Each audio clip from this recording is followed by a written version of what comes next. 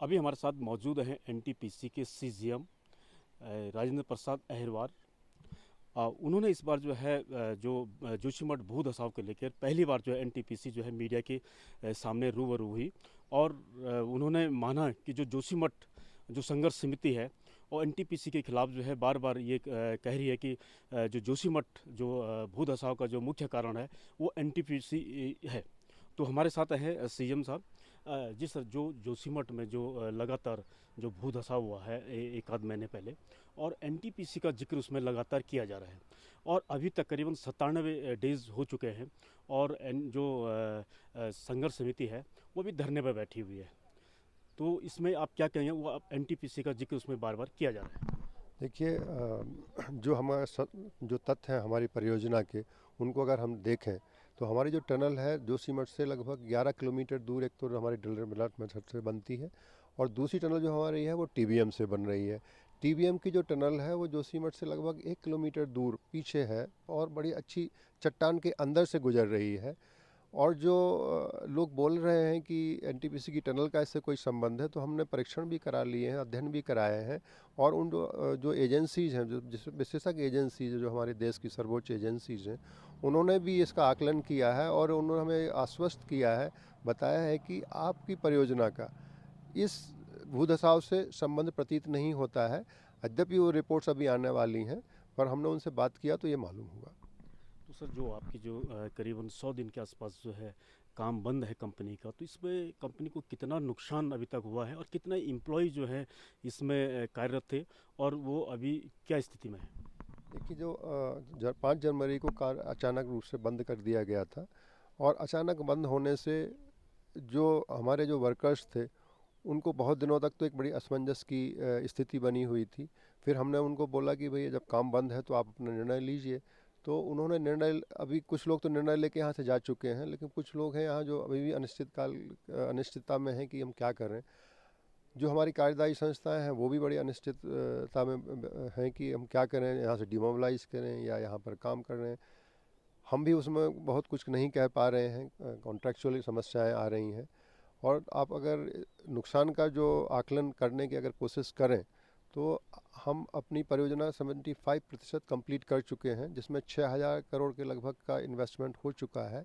और अगर हम इसको ऐसा रोकते हैं तो प्रतिदिन का जो खर्चा है उसमें इंटरेस्ट जो कहें, एस्केलेशंस कहें, या जो कॉन्ट्रेक्चुअल जो हमारे ऑब्लिगेशंस हैं उसके तहत, तो वो सारे नुकसान इसमें निहित हैं और काफ़ी भारी इसका संख्या आती है।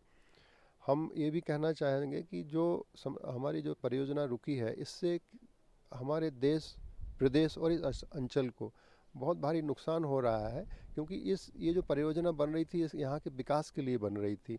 और इस परियोजना को जब बनाया गया तो हमारे देश की जो सर्वोच्च एजेंसीज हैं उन्होंने पूरा यहाँ का आकलन करके, अध्ययन करके ही इस परियोजना को यहाँ स्थापित किया है। और आप जानते हैं कि जब भी कोई परियोजना बनती है तो उससे फ़ायदे होते हैं तभी उसको स्थापित किया जाता है, नुकसान नहीं उसमें होते हैं तभी उसको स्थापित किया जाता है। हाँ, इस कोई परियोजना बनने से कहीं कहीं कुछ असुविधा ज़रूर हो सकती है, तो उन असुविधाओं को हम लोग यहाँ हैं उसकी हम निराकरण करते हैं और उसका हम लोग कोई सलूशन निकाल सकते हैं। लेकिन परियोजना को अचानक एक अवैज्ञानिक तरीके से तथ्य देकर, भ्रांतियाँ फैलाकर रोक देना, एजिटेशन करना, उसके पीछे कोई अगर सही कोई अध्ययन है तब तो ठीक है, लेकिन ऐसा तो कुछ नहीं है। तो ये जो एक भ्रम फैलाकर और जो कहा जा रहा है कि एनटीपीसी इसके पीछे है, वो सही नहीं है।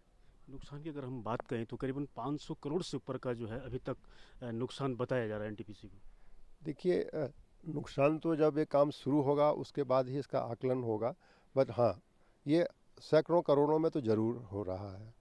लेकिन एक चीज़ मैं सीएम साहब और जानना चाहूँगा कि 3 महीने से ऊपर का समय बीत चुका है और एनटीपीसी जो है अब जाके प्रेस कॉन्फ्रेंस कर रही है। जब जोशीमठ भू धसाव की जब स्थिति बनी थी उस दौरान जो है एनटीपीसी जो है मीडिया से या प्रशासन से बचता क्यों रहा?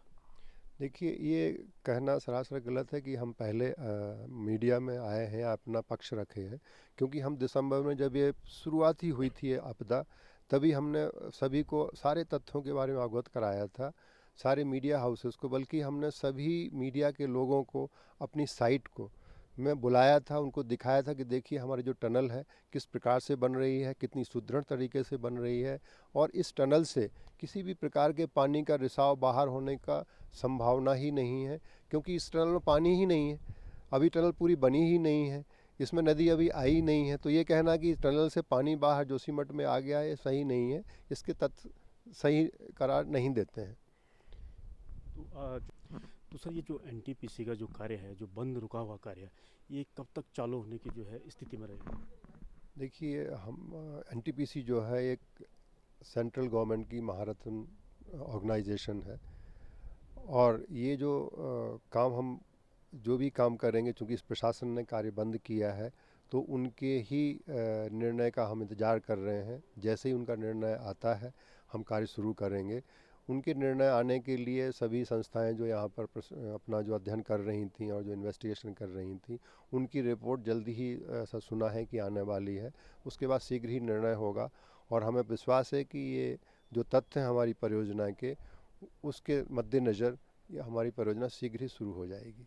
एक बात सामने और भी आ रही है, जो जोशीमठ संघर्ष समिति है, कि 27 अप्रैल को जो है श्री बद्रीनाथ भगवान के कपाट खुलने हैं। तो उस दौरान जो है वो जो राष्ट्रीय राजमार्ग है बद्रीनाथ, उसको वो जाम करने जा रहे हैं, मतलब चक्का जाम करने का उन्होंने ज्ञापन दिया है प्रशासन को। उसमें एनटीपीसी का भी उन्होंने जिक्र किया है। देखिए, ये तो लॉ एंड ऑर्डर की सिचुएशन है, और इसमें प्रशासन अपनी कार्यवाही कर रहा होगा, जो भी उनको संज्ञान लेना है वो कर रहे होंगे।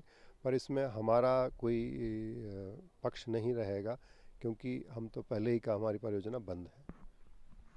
तो ये थे हमारे साथ एनटीपीसी के सीजीएम, जिनका मानना है कि अब तक एनटीपीसी को करीबन 500 से अधिक करोड़ का जो है नुकसान अब तक हो चुका है। करीबन 97 दिन जो है कंपनी का काम अभी तक जो है बंद पड़ा हुआ है। पुष्कर चौधरी, जी मीडिया, जोशीमठ।